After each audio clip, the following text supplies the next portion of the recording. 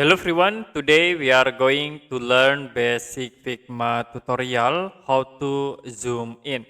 So I will create new design file and you can create frame. I will set for the frame into iPhone 16.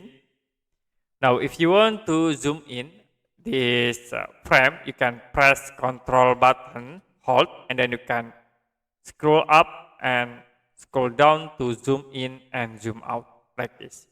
If you press middle mouse, it will be create pane.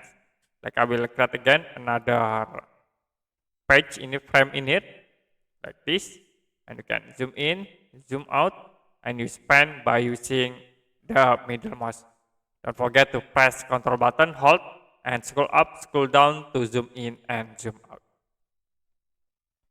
Okay, that's it for a basic Figma tutorial, how to zoom in. If you have any question about tutorial, you can comment below this video.